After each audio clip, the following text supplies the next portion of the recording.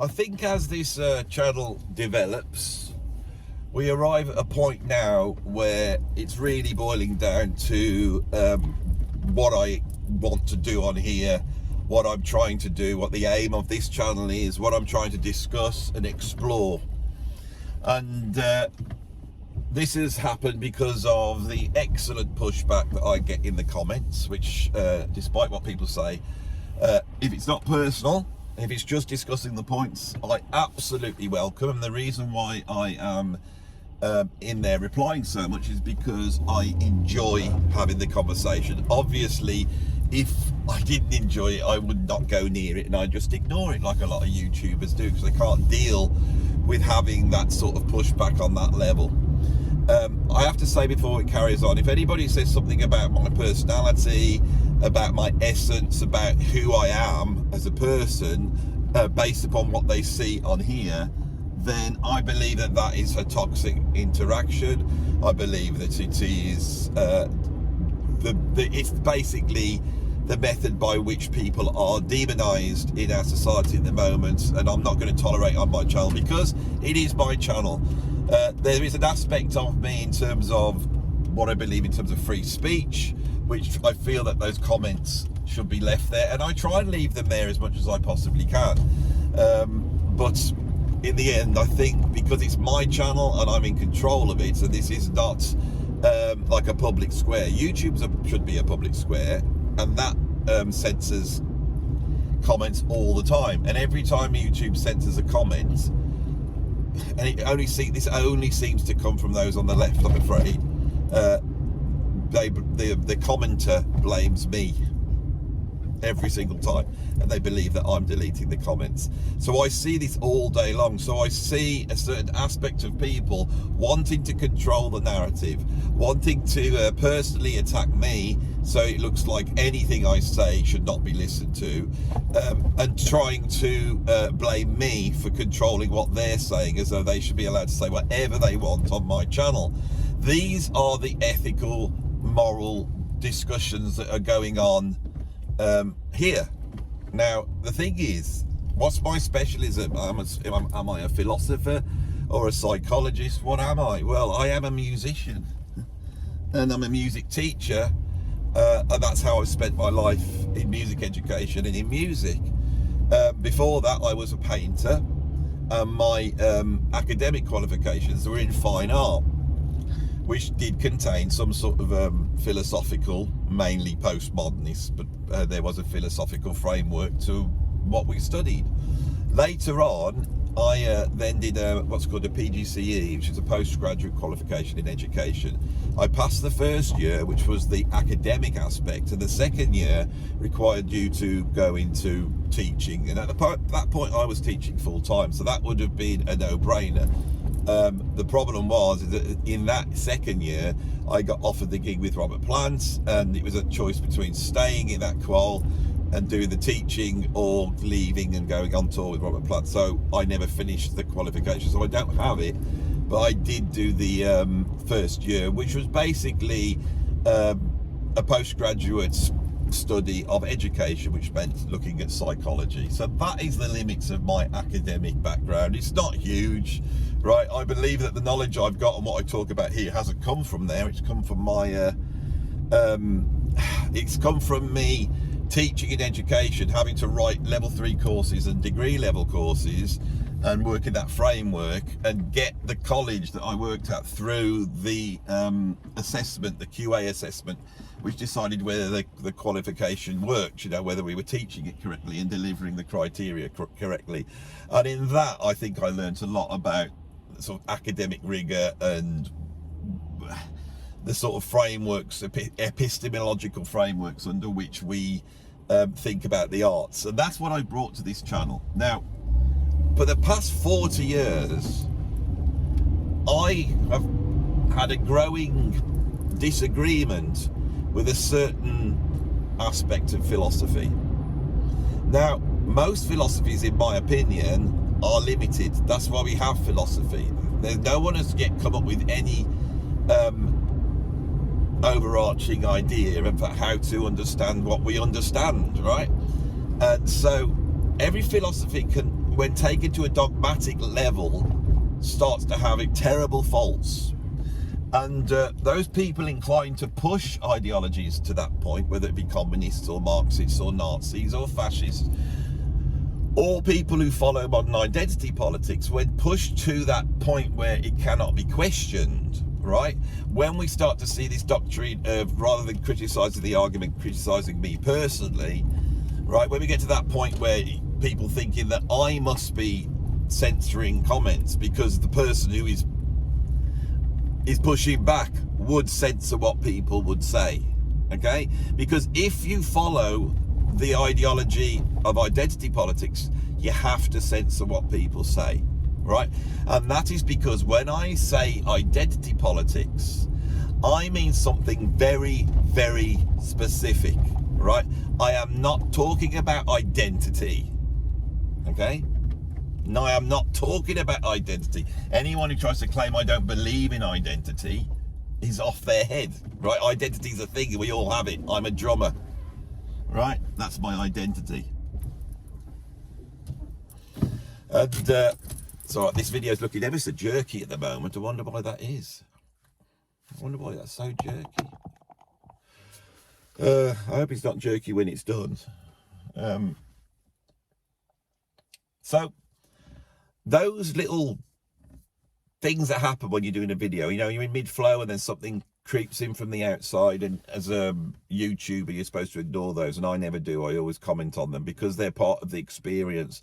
That holistic letting in the opposite thing, you know, opening yourself up to what's actually happening, which is the closest philosophy to that would be Taoism, I would suppose.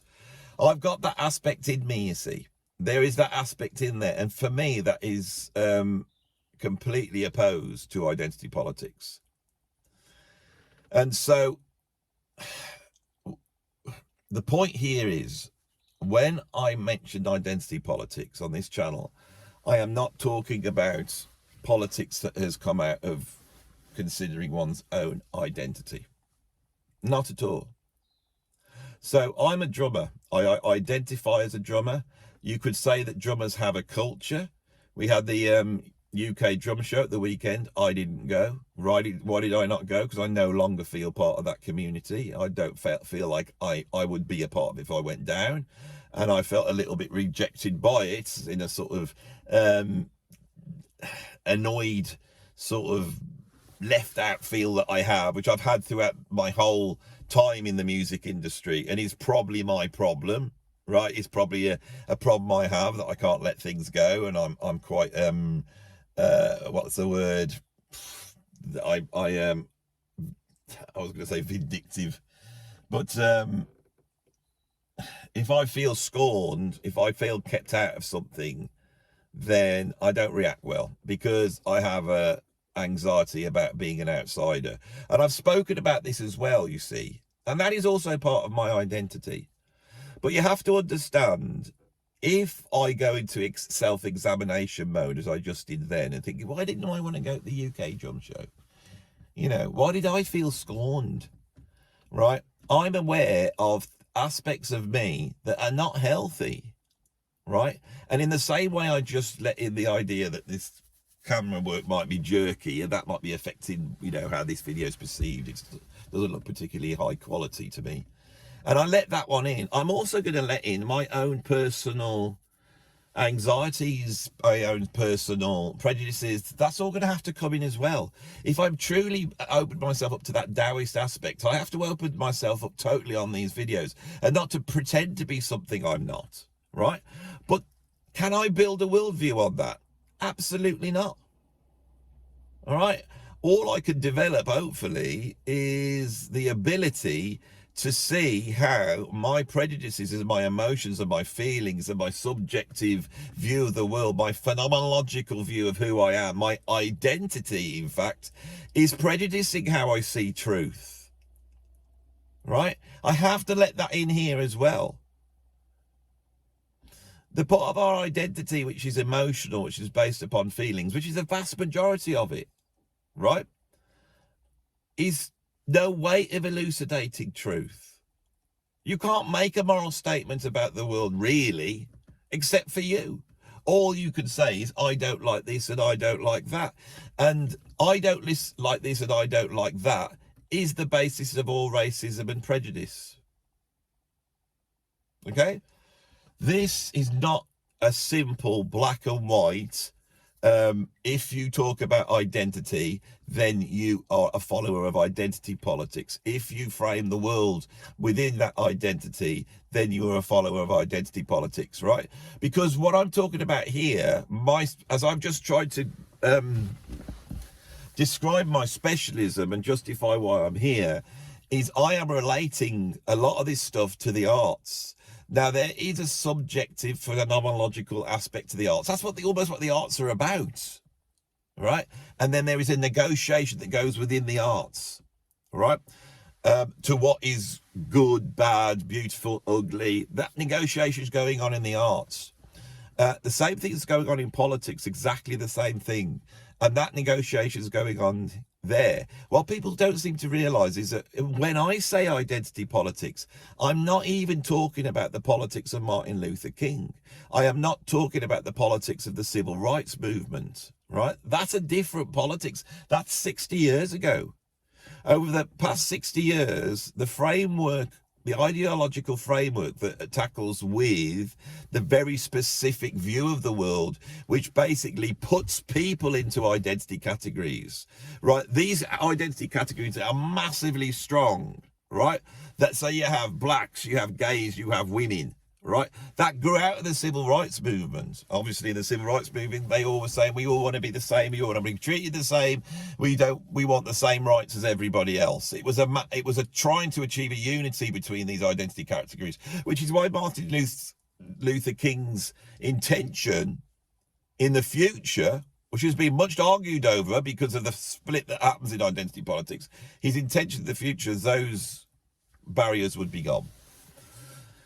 If you believe that you are fighting for those barriers to be gone, right, you are not a follower of identity politics. You need to sit down and read what identity politics represents, because it definitely doesn't represent that, right? This is what I believe identity politics represents. It states that there are these identity categories, and these identity categories are absolute, right? You belong to the black identity, right? Now, if you say that can't be possible, because what about mixed race people? Then they will offer a contradictory argument, which will be based on a phenomenological view of the world, which sees a culture being attached to this category. And that culture, because you're a postmodernist, you believe that meaning is culturally constructed. You are a constructionist or a post-constructionist. Even if you don't know it, you've accepted that view of the world without question. And so you believe that an absolute category can be created out of a cultural feeling of being black, right? And for some people, that's absolute. They just go, well, that's exactly what the case is. You know, if you're an African-American, there's an African-American culture. I mean, you say there isn't, Andy, but there obviously is. There's a black culture. Yes, there is a black culture. There is. And I mentioned it on the channel. And if the limited, touchy-feely, emotional, not based upon any sort of absolute, epistemological view of what we know about the world, you could say that jazz is black music. You could say that there's black culture, and there is, but only in that limited respect, only in the fact because there's some people that think there is. That's it, right? Yeah, but there's obviously things of black culture. What about like funk and James Brown and hip hop? That's all American black culture, isn't it? Yeah, it is, but only from my feeling of it. If we were to try and measure it in any way, what we would only be able to establish is the human origin of it. Nothing else. Absolutely nothing else. Because the identity category of black and white is so arbitrary and is so spongy that when you start to apply it to actually exact any truth out of the world, right, so as you apply it to somebody, right, individual, you probably go, well, they're not part of that, really. So when we say the category of black, Does that contain, so we've got, when somebody says, because this is going on the main channel yet again, and I'm amazed. I'm not amazed. I am aware that there is a huge section of the population that thinks Andy's saying that jazz isn't black music, that's racist, he shouldn't say it's out of order. And they're arguing from that point of view. And however intellectual they get, that's the ideological framework from which they come. Now, that is ideological. That is based upon identity politics ideology. It's rooted in a certain way of seeing the world. That way of seeing the world only emerged after the 1960s. By the end of the 70s, people realised that there was a categorical error in identity politics, and it was the very thing I said. It was about the categories. It's the categories I have a problem with. That's all it is. I have a problem with putting people into categories and then saying things about them. Right? We'll get onto that in a minute. So,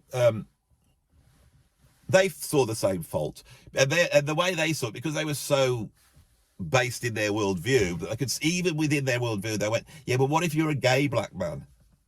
Because in our ideology, you belong to a category. Those categories are intrinsically linked to privilege and the oppressor-oppressed dialectic. And so if you're black, you are in the oppressed category. That's it. Yeah, but what about gay black people? They're like doubly oppressed. Doubly oppressed, aren't they? They are. So maybe if we allotted some sort of point system, this is truly what happened. We could say that they're doubly. Well, what about a female lesbian black? They're triple. Or what about a trans? Well, they're quadruple.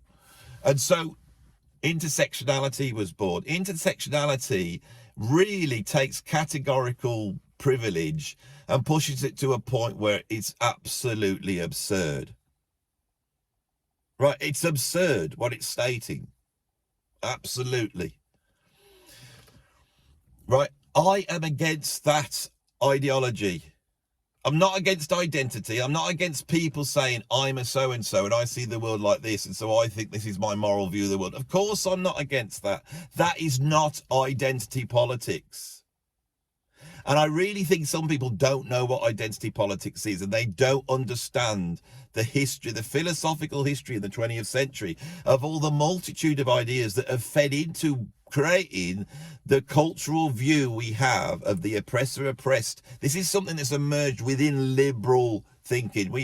The Western culture is based upon a liberal Enlightenment way of seeing the world, and this has emerged out of it through Hegel. I've said this how many times, through Marx, into the phenomenologists, into the critical theorists, into the existentialists, into the postmodernists, into the civil rights movement, but certain aspects of it, including things like the Muslim Brotherhood, Elijah Muhammad, and all that type of stuff, the Black Panther Party, certain revolutionary ideas that came from South America. All these things start to emerge. Plus, historically, what happened in all the countries that tried communism and things that have grown out of that. Mao's ideas are more influential than, say, Lenin's ideas on identity politics, right? And part of this ideology is the ideology that once you know you're right, and this is a fight for your utopia, that's illiberal.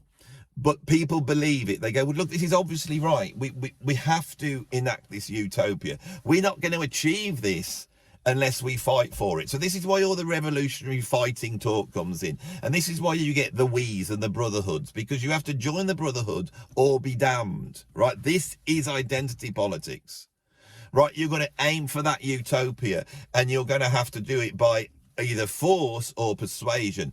And the way you do it by persuasion, which is what more nicer people would apply, this is the identitarian view of the world, is say we won't just kill anybody who doesn't agree. Well, not yet. What we'll do is the long way to this is that we'll get into the education system, and we'll take all the subjects, especially the humanitarian and the arts subjects, and we will stop there being a dialogue. Shut the dialogue off there, and every lecturer will just be talking from a certain standpoint. And then there's me, and I've got a different standpoint. Okay, now fundamentally the reason I've got a different standpoint is that I'm a very artsy fartsy person, but my mom and dad were hard scientists. They were scientists by qualification. Academically, they were scientists. I grew up in a scientific household, not an artsy-fartsy household. You know, I had chemistry sets and physics sets and Meccano, and my dad would sit on the night and explain, like, you know, Newton's theory of thermodynamics, or the different isotopes of uranium, you know, and he would sit there and educate me in that stuff. And from there, I have got, balancing my artsy-fartsy view of the world, a very materialist, rational view of things. That's how I was brought up. So when I got to art college and I was with all these lefty, you know, pretend Marxists, identitarian types who at art college were a rarity. It was quite nice to be around them in the 1980s because they were different, you know. There was a very strong gay culture there, and they had a very strong say in politically what was going on at the time. So when I was faced with that, I started to question it. And in questioning it, I started to see there was faults. And when I questioned those faults, I was met with something that was very similar to when I did it with Christianity. I mean, we've now arrived at a point where the left are trying to push the idea that being anti-Islam is racist, that you are somehow prejudiced against people just for criticizing a set of beliefs that you don't believe in, right? I do not believe what Islam says. I think it's a load of crap. The whole of it is a load of crap. Some of the ideas might be quite good, but the trouble is that it's so overarchingly, a declaration of absolute truth, right? That even the bits that are good advice get coloured by the absolute totalitarian worldview of Islam, which is this is the only way to understand the world, and that buying into that utopian view, we have to spread this until everybody follows it. And once the world is Islamic, right? Everyone lives under Islamic law, the world will not be a peaceful place until that happens. All right? If that is not the intention of every true Muslim, then what is it? What are they trying to do? All right?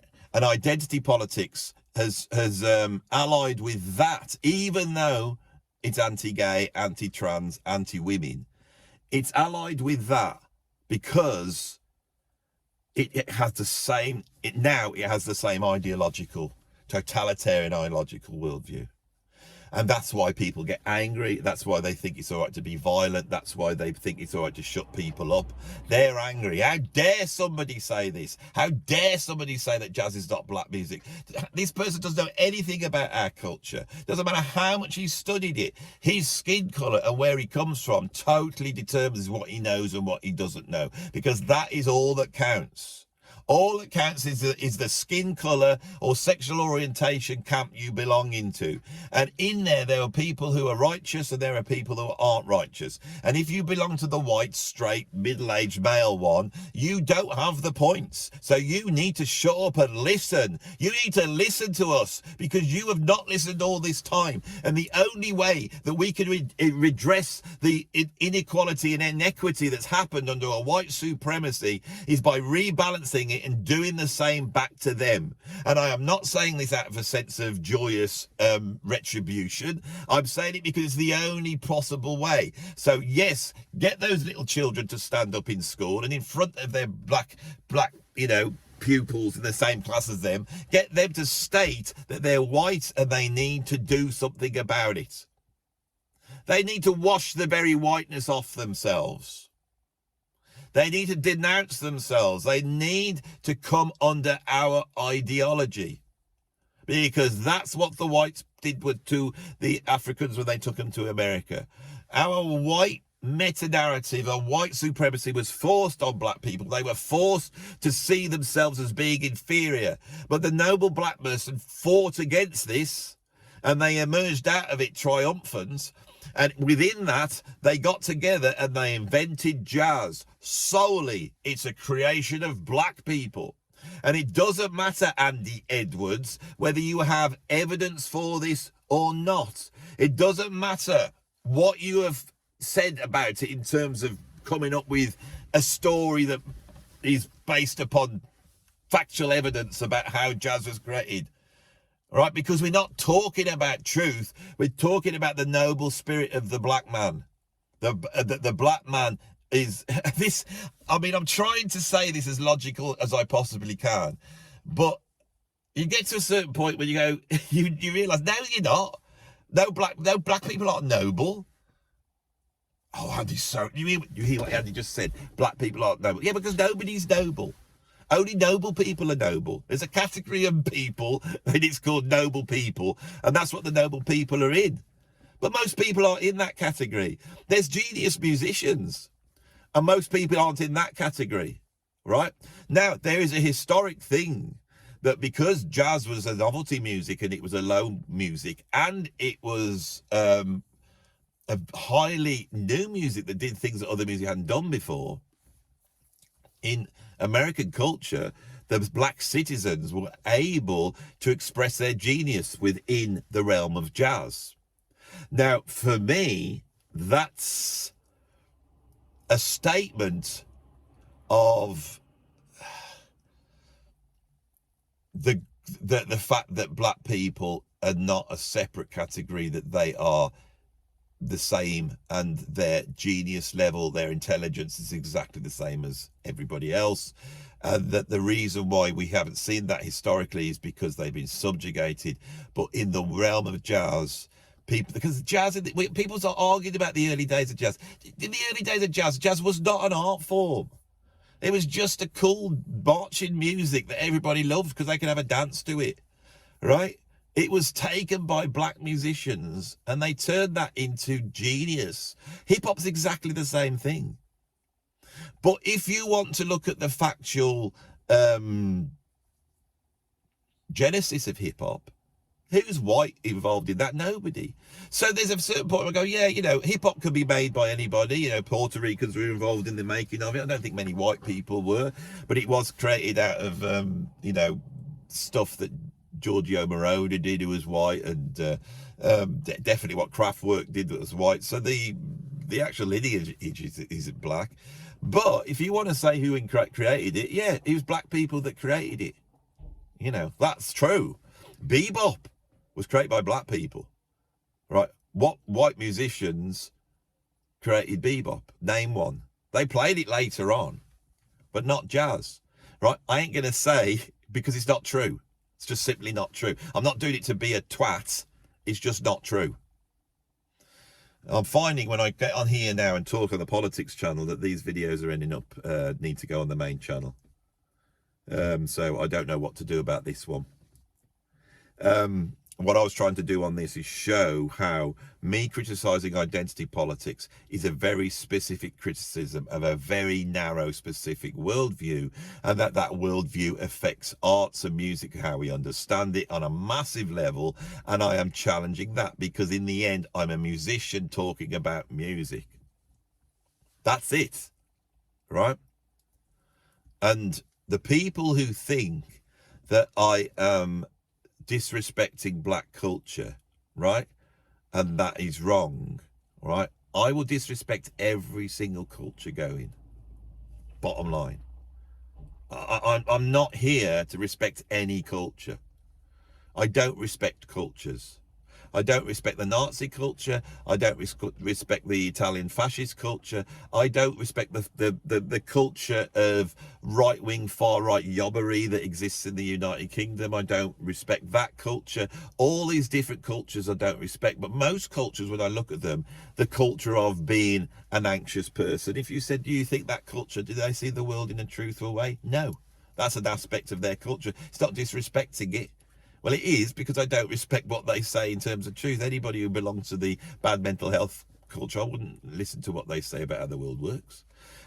Drummer's culture, the culture of the drummer who feels scored by it that I described it. I'm not saying that because I'm seeing the world within that framework. I'm criticising seeing the world, and I'm going, basically adhering to the adage of those without sin, you know, can cast the first stone. I include myself in this. I don't elevate myself up. I tell you things to show you how I'm a flawed individual, like same with everybody else. We're all flawed. We're all flawed, but we're all human beings. There's nothing wrong with being flawed. There's nothing wrong with being flawed if we act within the unity of humanity. And that is to say, let's accept everybody, accept what everybody thinks, you know, don't see people being their beliefs, because people aren't their beliefs. A person's belief sits on top of a quality of who they are, and it's a very small, narrow thing. You know, our emotions are so hard to change. Our physical sort of motor aspects of our body are impossible to change. Our beliefs can change. They're the most fluid of them all. They don't really matter, right? And there is no higher virtue than being able to change your mind, okay?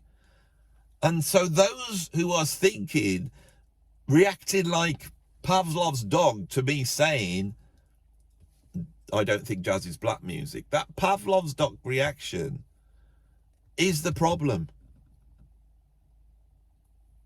I'm going to explain something really, really important here. Really, really important. Louis Armstrong and Sidney Bechet and Duke Ellington and Count Basie and Charlie Christian and Vic Spiderbeck and Eddie Lang and Lonnie Johnson. These are incredible musicians. These are musicians that forged new ideas that have been taken on board by every single musician on the planet and has changed music forever. And not only has it changed music, but it's changed music into a music form which is actually, for me personally, and this is totally subjective, more enjoyable than classical music or the music the establishment thinks the best. I love it far more. And I respond to it as a white middle-aged, you know, English gentleman. I respond to it. And when I look, especially at Louis Armstrong, if you take Louis Armstrong, the example of him growing up in the bottom of the pile, but in the most culturally rich place on the planet at that time, showed that even though he was subjected because of his race, that the beauty of art and the beauty of people working together infused him with the skills that as soon as he was given the trumpet, he was able to pretty much create 20th century popular music. Right? Now, that wasn't created by black people, and it wasn't created by a jazz musician. It was created by Louis Armstrong, and he was an individual, right? We are not none of us are, we're not in the same category as him. Black people aren't in the same category as him. The arrogance for them to say we in response to Louis Armstrong is ridiculous. And if they sat down and spoke to Louis, they would find their worldview would be so opposed to him, these modern identitarians, because their experience of life would be so different to his. Okay? And I've studied this so deeply. I've got into this in so much depth that when you start to understand the reality of it, it is absolutely astonishing. It's astonishing.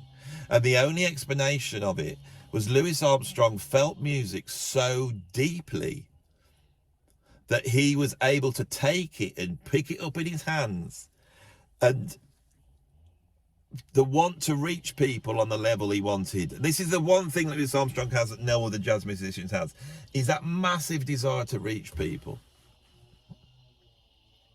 His desire for that, his desire to reach out into the world, his desire to express his humanity, right?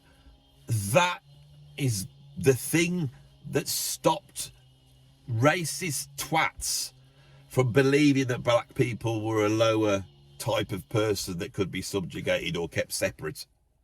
It's that does it. It's that does it, right? And the reason is because Louis Armstrong is an example of the incredible things that human beings can attain. And if you want to put an identitarian slant on it, if you are a black person and you go, this isn't fair, I live in America, I'm African American, I look around and all this, I've been told everything that's great is being created by the white man, right? But when I look at Louis Armstrong, that's way bigger than anything. America couldn't come up with a composer as good as Louis Armstrong. They tried. Eric Copeland is not as good as Louis Armstrong, right? And that shows you, right, that is that is what I am championing. Right, it's astonishing. The feeling of if you think you know Louis Armstrong and don't feel astonished, then you haven't got to that point of understanding what this guy did. Same thing with Charlie Parker, absolutely mind-boggling. Jimi Hendrix is another one. These are three off the top of my head. Miles Davis is in there to a certain extent. Yeah, Miles is in there as well. My channel is about trying to explain this to people, right? It's about trying to explain this to people.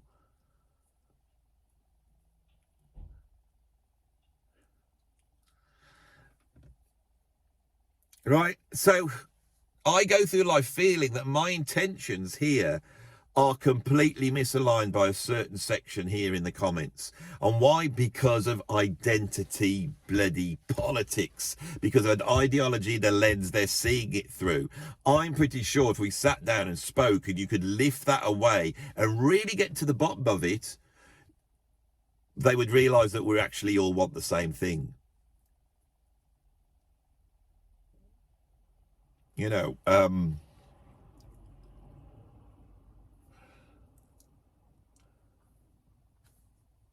this is my brain is just spinning. You can see it's going through so many subjects now, and this is why I need a channel.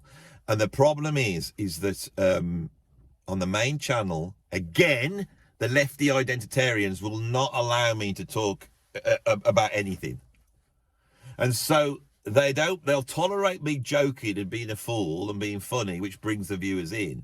But when I start to talk about this stuff, the stuff that matters, I get shut down because I am not saying the cliches that I'm supposed to say. Right? And I sit there going, well, that's my job, is to not say the cliches. There's no justification of being here if I say what people intuitively believe. Identity politics has had its day.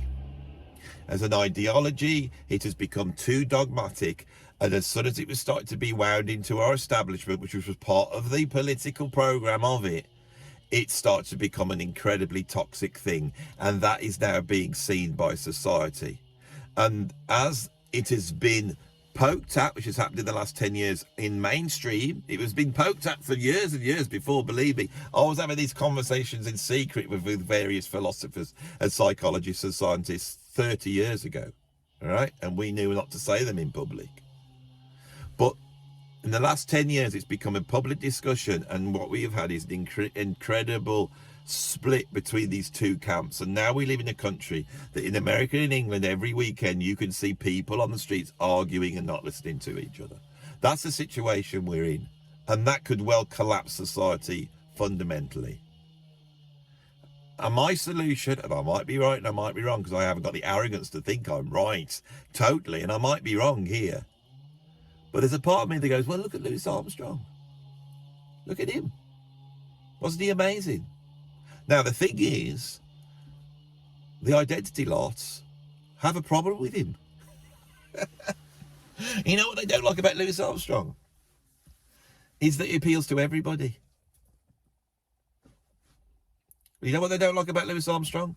That there's a massive dose of minstrelsy in what he does. Because there's a massive dose of minstrelsy in 20th century popular music. You can't escape it. You just can't escape it. It's in every entertainer. Michael Jackson and Prince, that's minstrelsy. Mick Jagger's minstrelsy. James Brown's minstrelsy.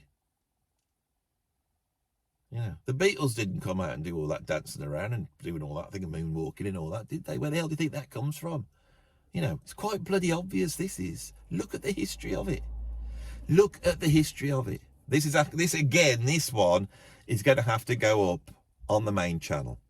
Sorry, everybody. And this is why we're not getting videos on this politics channel that I'm supposedly talking on now. See, I think I'm talking on the politics channel, right? And I sit down and really, when I nail it here, 40 minutes in, I really feel I've just added a little bit more to what I'm trying to say, right? And I think I've said something that I hadn't said before. This has to go up on the main channel. And again, we come back to the fact that these identity types, they don't like it. Have you started to think that they just do not want their view to be challenged? And they don't want anybody coming out and making anybody question it? Do you have feeling that they're panicking at the moment because they're holding on to something, but when they think themselves about it, like the Christian that starts to doubt the veracity of the message, you know, those Christians are so vehement about it, and underneath it, they are wondering about it and doubting it. You know, is that happening on a large scale?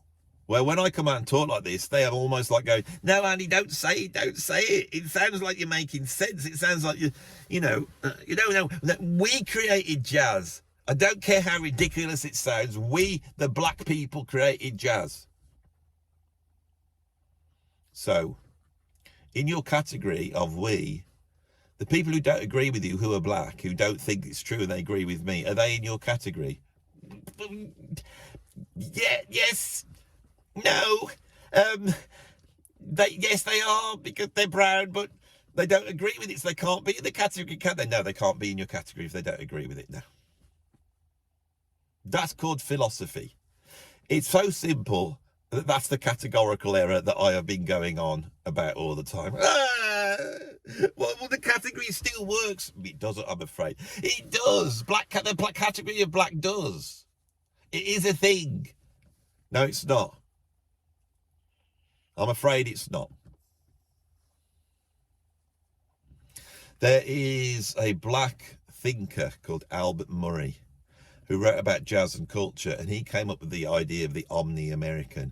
I mentioned this, and one guy really wrote an essay on about how bad, and he was an Uncle Tom, and he didn't include, you know, the idea of the white supremacy and the unique situation. All the crap came out, and I had to read it all as though I didn't know it, as though I didn't know what he was saying, absolutely inside out, absolutely inside out. And my question would be, is Albert Murray in the category of black people? Is he in the category of the black people who created jazz?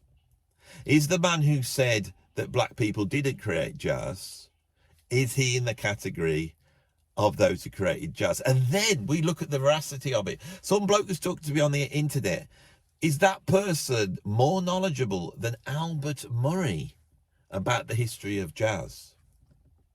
Now, I can tell you why Albert Murray believes that. And the reason is because he was born in 1919. And so when he became 20 years old, which would have been 1939, none of this existed. So his worldview is come out of the Harlem Renaissance. It's come out of Booker T. Washington. It's come out of a desire to rid America of the separatism that had created Jim Crow. That was the overarching aim of so many black people at that time. He's come out of that. And so as he develops, I mean, in 1970, when he writes Omni-American, right? The Omni-American. In 1970, he's ahead of the game. He's another genius. He is another bloody genius. He was saying this in 1970.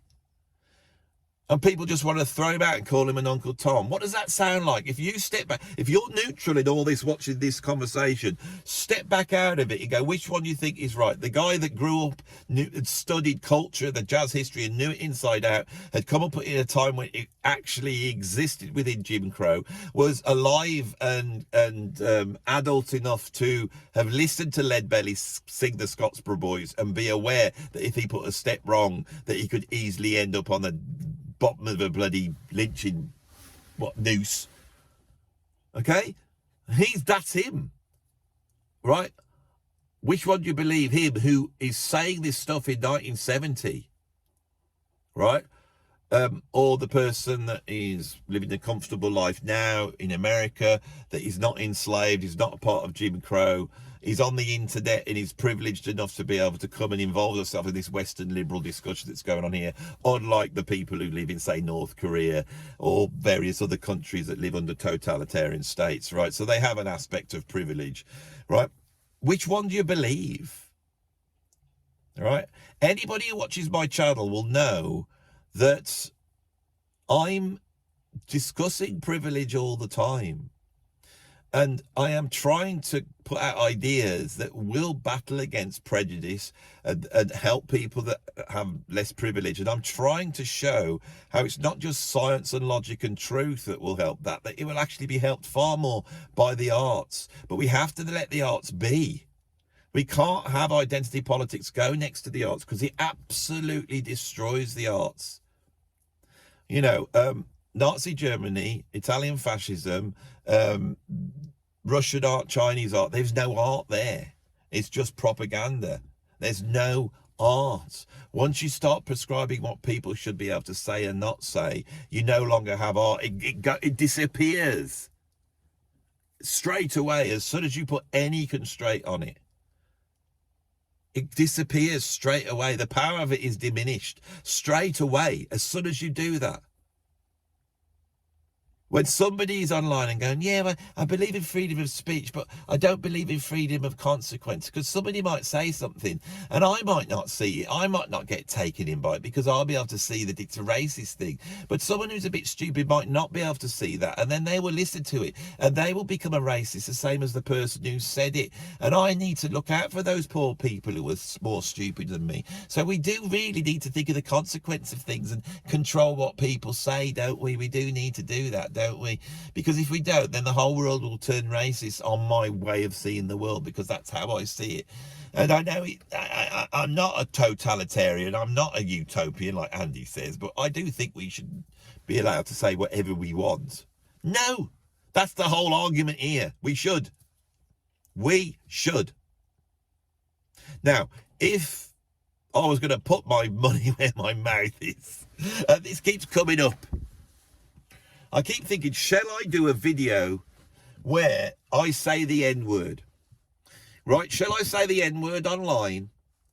And I will build up to an hour discussing whether I shouldn't say it. And at the end, if I feel like I'm morally justified and I've ticked all the boxes, and I believe my intention in saying it is worthy, then I will then say it after a big drum roll and see what the fallout is. But that would be an incredible video, and it would probably do very well, right? Because as soon as I say, I said, and then not put the N-word, put N and then the stars, and this is what happened. So as I put that on a video, put it on my main channel with my reach, that's going to go ballistic. A lot of people are going to see it, right? And I will believe that I am taking away the power. And the only person that could take away the power by saying it is a white person now, because black people can say it till the cows come home. So we've got this situation where now we have words that only certain races can say, right? My heart knows that that is a really contentious video, and even if I'm wrong, even if I make the big faux pas of being morally corrupt and wrong in doing that, right, I would then apologize for it, because in the end I've only said a word. Okay, I've only said a word. I haven't killed anybody, I haven't done anything. But then people say, yeah, I probably am. You know, as soon as I said that word, there was like, 15 people suddenly died out of it because someone heard it and then they went, yes, racism's back. Andy Edwards said it, and they ran onto the streets with their machetes and started chopping away at black people. Right? And if that is the case, if that's the case, and we have to police our language because of that, then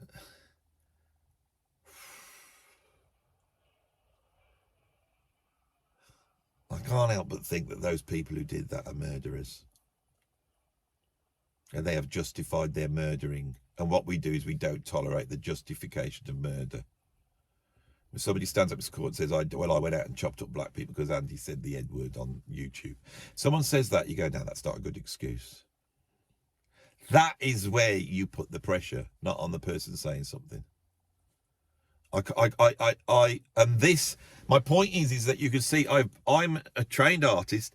I have pushed myself to the confusion that exists in my artistic statement. I'm aware it's there, but I'm not making an academic essay. There is an artistic statement to be made in that video, in that YouTube video. It utilizes YouTube to come up with a way of seeing this differently.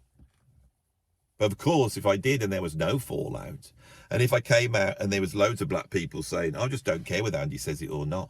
If he says it to me in a nasty way, but I got no problem in saying it in an objective way. You know, remember when we were at school and we were allowed to read out plays? When we were at school, we would sit there, we were allowed to swear in the classroom. But if you were reading out a play that had a swear word in, we were allowed to say it. And then the kids would go, oh, really? Well, I could say it. Yeah, and that was the best bit of acting. The best bit of acting is when they said the F word or the C word in the class in front of the teacher. And then they gave it something, right? Because it was allowed. The context changed it. The context changed it. And so words are not violence. It's the context the words are in that create the violence. And that statement should be made. It has to be made, right? And so here I am as an artist telling you about an idea that I could do on here. And I know I could do it. And I could either do it in the car like this, or I could go to town on it and do a proper sort of documentary with editing and all that, and go through the whole history of the word, what it means, what it doesn't mean, what Lenny Bruce said about it, all these things that have happened, the appropriation by the black community in hip-hop to say it, the NIGGA version, and I could do a whole video on that. And throughout it, I could be aware that I'm a white, middle-aged, middle-class person to appease the identity lot, which I shouldn't have to do. No, I wouldn't do that. You see how I negotiate what the art is? No, I won't. I'll be unashamedly just making a documentary on it as a human being. And at the end, it would be unveiled. It would be unveiled. And I would say it.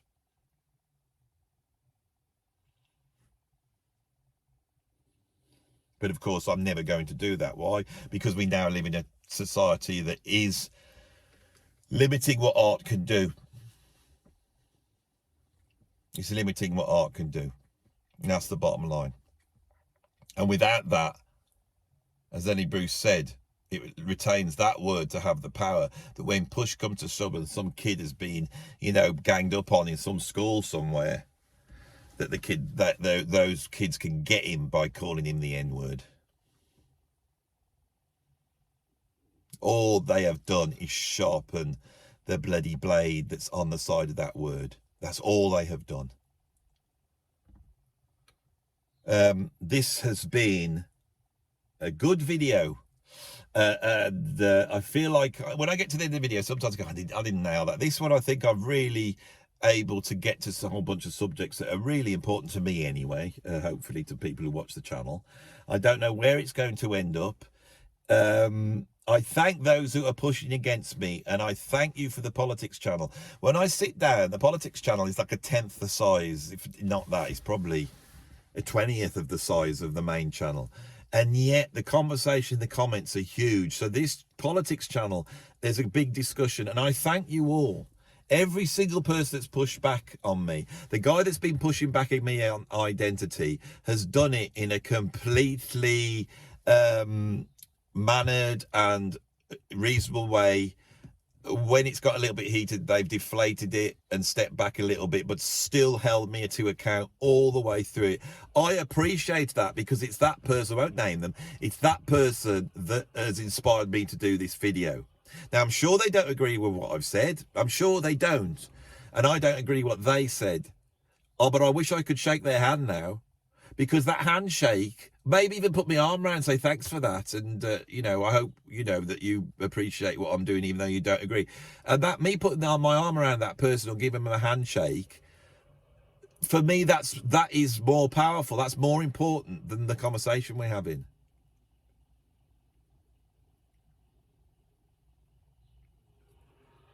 I really wish in the internet there was a thing where you could do that.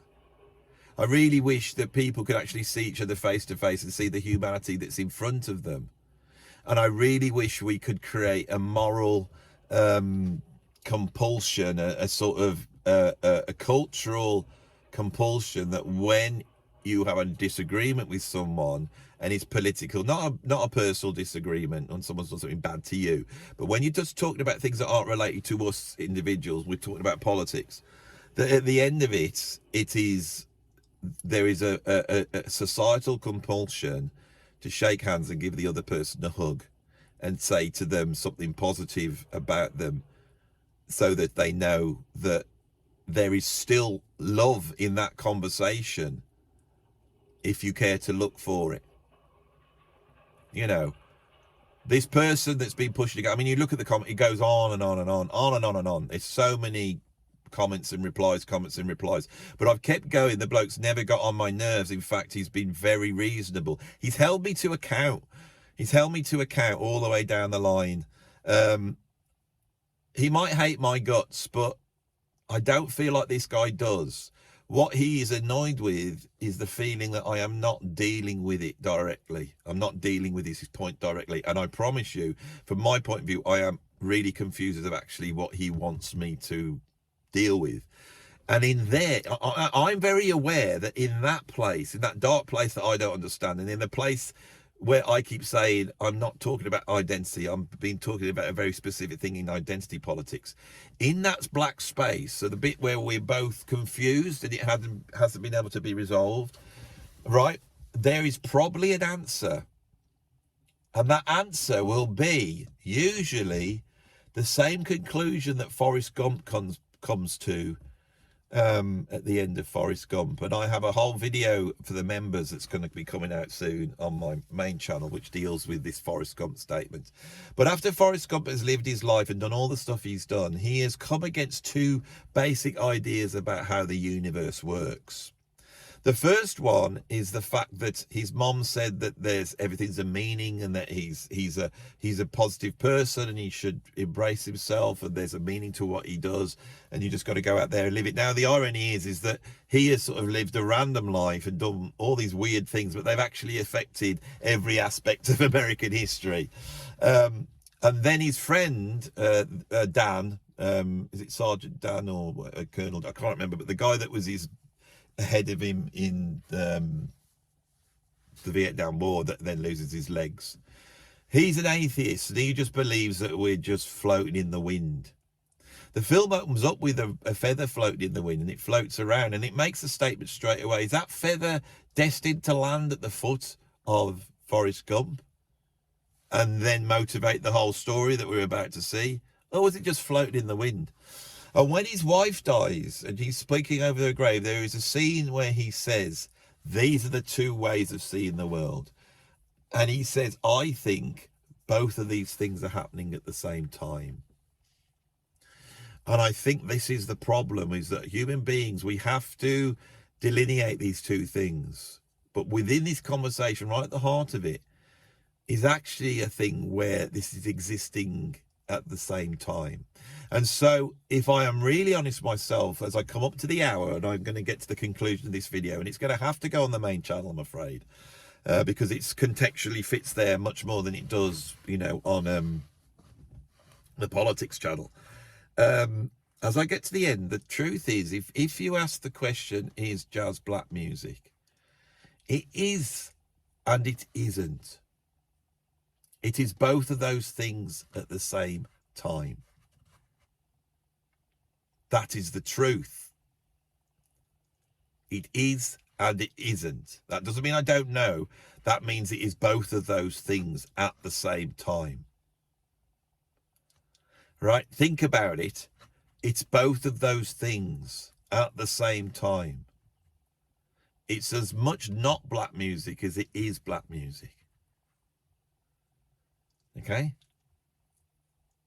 When you watch a video or listen to a record of the Hot Club of France in 1936 playing jazz, that music is black music, but it's also not black music. It's not black music. Right? And this, if you let yourself go into that realm and switch off your rational materialist brain, switch off the scientific brain. I got to tell my mum and dad to shut up for a while whilst I'll just step into it and just exist in it like we exist in existence, you know, just sit and sitting there and go, this is both of these things, it's all of these things. Imagine it as a firework being set off, and it does all of these things. Jazz does all of these things. It ignites stuff. It contradicts. It sets fire to things. It quells other things. It's an art form. And the art form is not in the art form as a category, because that doesn't stand up. It's in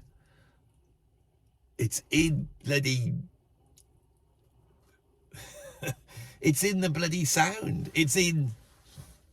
I'm trying to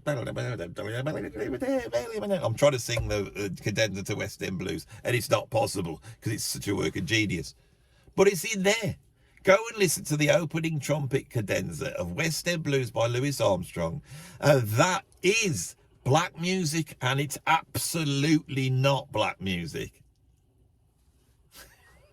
At the same time. Are you feeling it?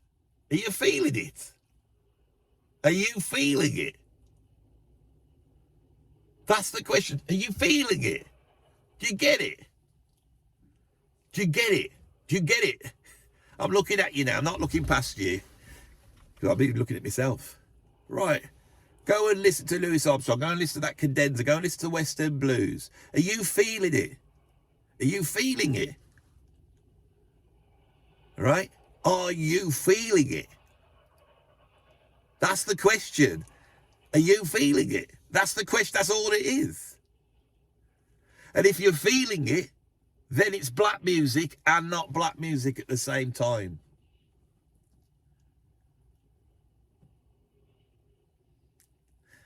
It's the aesthetic expression of black people in America. But the reason why it's so powerful, and this is what they can't stomach, the identitarians, is in a way, all of us in a way are the black people of America. Their suffering and what they went through, they have turned into something emblematic that speaks to everybody, that feels like what the blues feels like, and understands the joy of a dance rhythm, and can appreciate the nuclear physics of music that is involved in high-level improvisation. If you're feeling that, right, then you're opening a window to yourself that we all have, and it brings us together, not drives us apart. And when I was a kid and I heard it, I responded to it. So there must have been something in me that responded to this music so powerfully that my whole life has been given to it. Absolutely. And here I'm at 57 talking into a phone about it. Right? Are you feeling it? Do you feel it? If you don't feel it, just go. Don't get involved. If you are feeling it, what are you feeling? What does it mean to you? What are you feeling? Right?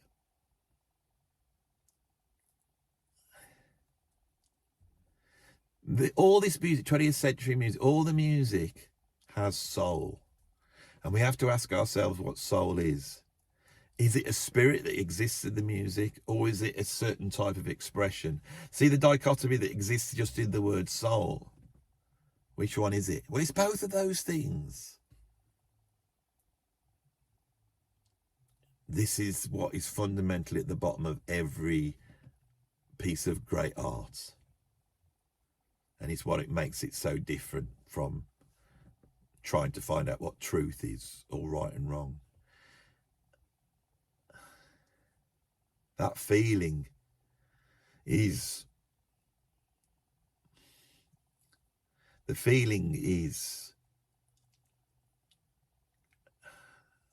it's the emotional embodiment of an opposition that exists in us all.